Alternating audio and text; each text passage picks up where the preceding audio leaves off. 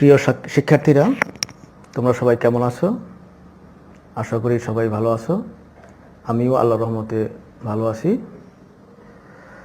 আজকে তোমাদের নবম ও দশম শ্রেণীর ইংরেজি ফার্স্ট পেপারের সিলেবাস থেকে একটা গুরুত্বপূর্ণ টপিকস নিয়ে আলোচনা করব। সেটা হলো গ্রাফ অ্যান্ড চার্ট।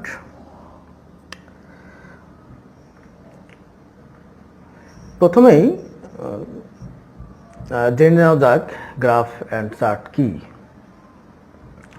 যে চিত্রের মধ্যে নির্দিষ্ট জরিপকৃত কোনো তথ্য উপস্থাপন করা হয় তাকে গ্রাফ বা চার্ট বলে। এখানে তোমরা একটা ফিগার দেখতে পাচ্ছ গ্রাফের।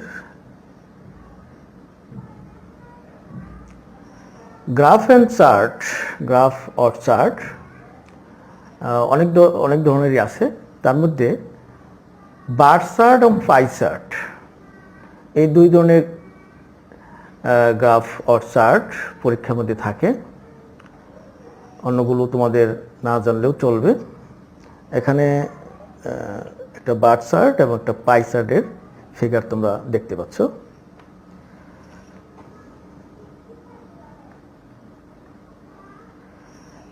আজকে তোমাদের আমি বার চার্ট নিয়ে আলোচনা করব। বার চার্ট নিয়ে আলোচনা করার আগে আমি তোমাদের বলবো যে তোমরা এই ওয়ার্ডগুলো মনে রাখতে হবে, তোমাদের এগুলো খুবই কাজে লাগবে।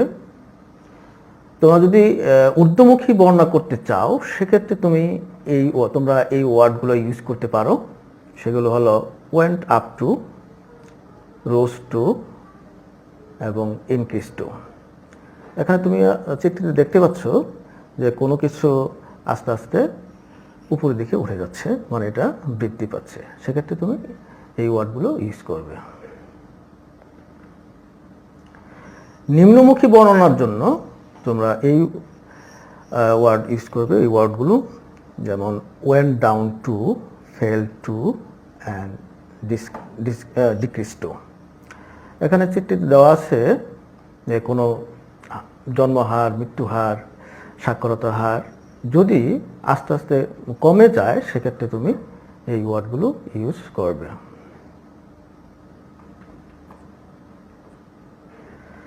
যদি অপরিবর্তিত অবস্থা বর্ণনার জন্য তোমরা রিমেইন স্টেবল এটা ইউজ করতে পারো। এখানে চিত্রে দেখা যাচ্ছে যে হারটা সব একই আছে। চারটা এখানে ক্যাটাগরি 1, 2, 3, 4, 5 দেওয়া আছে, সবগুলোতেই এখানে কোনো পরিবর্তন হয় নাই। সেক্ষেত্রে তুমি রিমেইন স্টেবল ইউজ করতে পারো। ওঠানামা বর্ণনার জন্য তোমরা fluctuated around or rise and fall এটা ইউজ করতে পারো। চিত্রে দেখা যাচ্ছে যে কোনো একটা জন্মহার, মৃত্যুহার অথবা সাক্ষরতার হার এটা একবার কমেছে এবং বৃদ্ধি পেয়েছে। সেক্ষেত্রে যদি কমে বাড়ে এরকম হয় সেক্ষেত্রে তোমরা এগুলো ফ্লাকচুয়েটেড অ্যারাউন্ড অথবা রাইজ অ্যান্ড ফল ইউজ করতে পারো।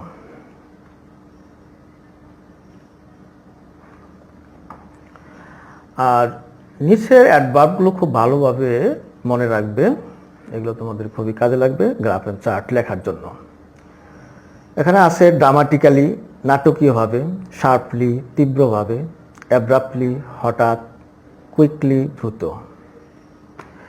এই ওয়ার্ডগুলো ইউজ করবে, এই অ্যাডভার্বগুলো ইউজ করবে যখন মৃত্যুহার, জন্মহার বা কোনো কিছু হঠাৎ করে অনেক বেড়ে যাবে সেই সমস্ত ক্ষেত্রে, সেক্ষেত্রে তোমরা এই ওয়ার্ডগুলো, এই অ্যাডভার্বগুলো ইউজ করবে।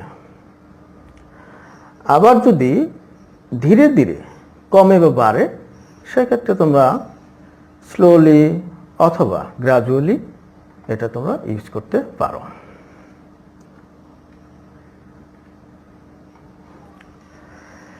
পরীক্ষায় যেরকম থাকবে সেরকম একটা গ্রাফ নিয়ে আলোচনা করব। এখানে পরীক্ষায় এরকম কোশ্চেন থাকবে, লেখা আছে দেখো, the graph below shows the literacy rate of Bangladesh from 1995 to 2010. Describe the graph in 150 words. You should highlight and summarize the information given in the graph.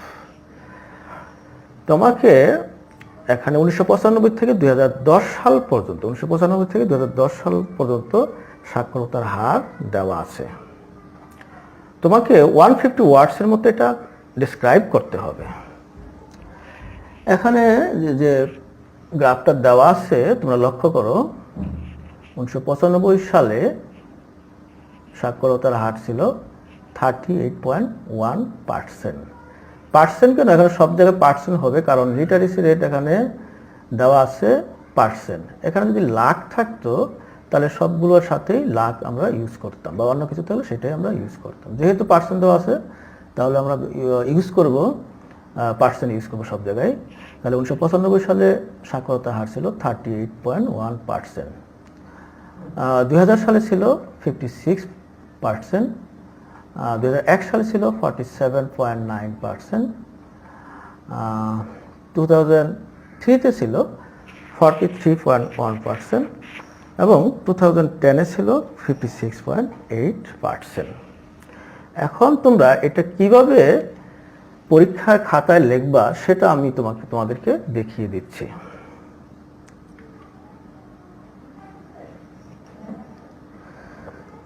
এখানে প্রথম লাইন লেখা আছে, the graph indicates the literacy rate of Bangladesh from the year 1995 to 2010। গ্রাফে নির্দেশ করা আছে 1995 থেকে 2010 সালে সাক্ষরতা হার কেমন ছিল সেটা নির্দেশ করা আছে। এই প্রথম লাইনটা আমি অবশ্য কোশ্চেন থেকে নিয়েছি, কিন্তু কোশ্চেনে একটা ওয়ার্ড আমি চেঞ্জ করে দিয়েছি। ওখানে ছিল শোজ আর এখানে লিখেছি ইন্ডিকেটস। তোমরা চাইলে অন্য কোনো ওয়ার্ডও ইউজ করতে পারো, যেমন ন্যারেটস, রিপ্রেজেন্টস, এগুলো ইউজ করতে পারো। তো কোশ্চেনে যেটা আছে এটা না দেওয়াই ভালো, কারণ তুমি যদি ওই কোশ্চেনটাই হুবহু কপি করে দাও তাহলে এক্সামিনার মনে করবে তুমি অ্যাভারেজ স্টুডেন্ট, তোমার ভোকাবুলারিতে এতটা স্ট্রং নও। এরপরে লেখা আছে, in the graph we notice that, এই ওয়ার্ডগুলো তোমার নিজের থেকে বা ফ্রেজগুলো নিজের থেকে আনতে হবে। In the graph we notice that, we see that, it is শোন ইন দ্য গ্রাফ দ্যাট, এগুলো নিজের থেকে তোমাকে কিছু কিছু ফ্রেজ তোমার মনে রাখতে হবে। In the graph we notice that the rate of literacy was 38.1% in 1995। আমরা চিত্রটিতে দেখতে পাই 1995 সালে লিটারেসি রেট ছিল কত, 38.1%। সেই জন্য আমি এখানে লিখেছি in the graph we notice that the rate of literacy was 38.1% in 1995। 1995 সালে বাংলাদেশের সাক্ষরতার হার ছিল 38.1%। The rate took a good leap to 56% in 2000 within the period of 5 years. 5 বছরে সেটা বেড়ে হয়েছে 56%। তোমরা ফিগার দেখতে পাচ্ছ যে এটা 1995 থেকে 2000 সালে এই 5 বছরে বেড়ে হয়েছে 56%। পর লাইনে চলে যাই। Then we see a fall in the rate of literacy in 2001. 2001 সালে আমরা একটা সাক্ষরতার হারে একটা পতন দেখতে পাই। সেটা হলো কি, ইন দ্যাট ইয়ার, ওই বছর the rate of literacy decrease to 47.9%। ওই বছর সাক্ষরতা হার কমে হয় 47.9%। আমরা চিত্রতে দেখতে পাই যে 2000 সালে যা ছিল 56%, কিন্তু 2001 সালে সেটা কমে হয়েছে 47.9%।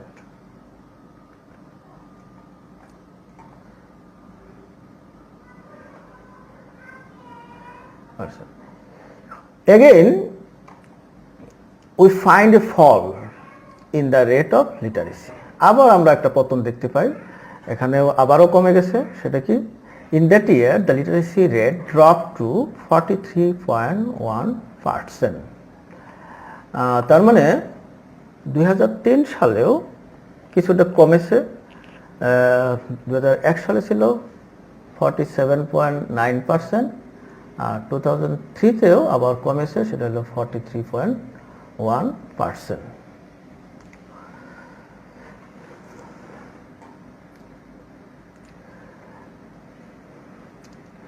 This abrupt fall in the graph is indeed a negative indication in the field of development of our country. এটা আমাদের দেশের এই পতনটা আমাদের দেশের উন্নতির জন্য একটা নেতিবাচক নির্দেশ। কিন্তু আমরা দেখতে পাই পরের বছর আবার লিটারেসি রেট বেড়ে গেছে, সেজন্য আমরা লিখেছি বাট হোপফুলি। এখানে বলা হয়েছে যে 2010 সালে এই রেটটা বেড়ে হয়েছে 56.8%, যা আগের বছরের 2003 সাল থেকে 13.7% বেশি। এই 13.7% আমরা পেয়েছি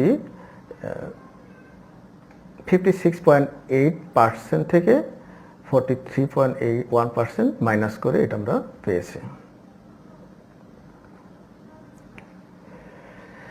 অ্যাকর্ডিং টু দ্য গ্রাফ, এটা হলো সেকেন্ড প্যারা, তোমরা গ্রাফটা দুইটা প্যারাতে লিখবে। According to the graph, in 1995 is the year when the lowest literacy rate was only 38.1%, while the highest rate was in 2010 and it was 56.8%. গ্রাফে আমরা দেখতে পাই 1995 সাল এই লিটারেসি রেট ছিল সবচেয়ে কম, সেটা হলো 38.1%, এবং 2010 সালে লিটারেসি রেট ছিল সবচেয়ে বেশি এবং সেটা ছিল 56.8%.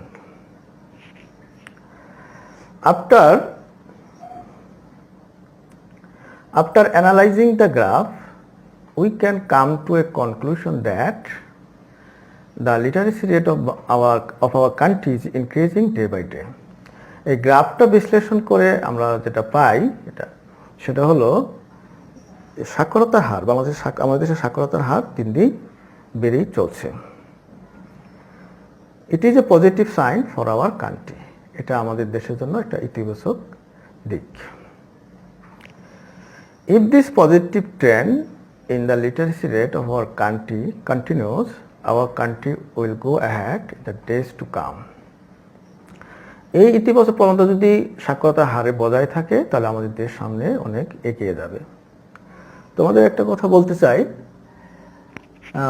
লাস্টের যে দুটো line, if this positive trend in the literacy rate of our country continues, our country will go ahead in the days to come, এই দুইটা লাইন তোমরা ইচ্ছা করলে বাদও দিতে পারো, এটা না দিলেও চলবে, তবে দিয়ে দেওয়া ভালো, না দিলেও চলবে। তোমাদেরকে আরেকটা ব্যাপার বলতে চাই, তোমরা যদি অন্য একটা গ্রাফ লেখো, এখানে কিছু আমি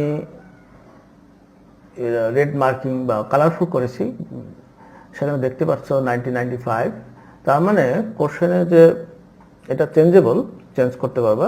কোশ্চেনে যদি 1990 থাকে তোমরা 1990 লিখবা, 2000 থাকলে 2010 লিখবা। আবার এখানে দেওয়া আছে লিটারেসি রেট ওয়াজ 38.1%, এটা যদি বেশি হয় সেটা বেশি লিখবা, যা আছে সেটাই লিখতে হবে।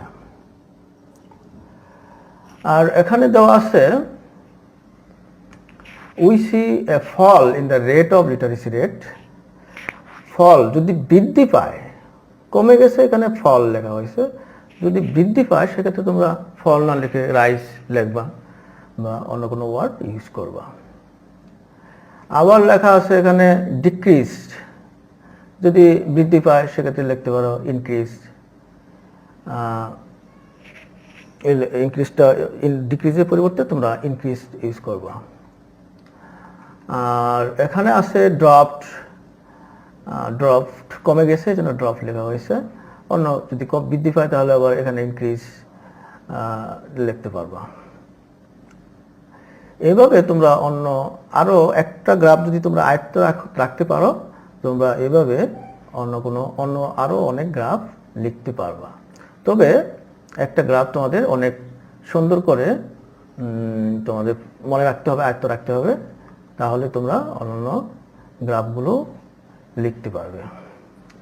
আশা করি তোমরা সবাই এটা বাসায় খাতায় উঠাবে এবং বেশি বেশি প্র্যাকটিস করবে, তাহলেই তোমরা অন্য যে কোনো গ্রাফ লিখতে পারবে।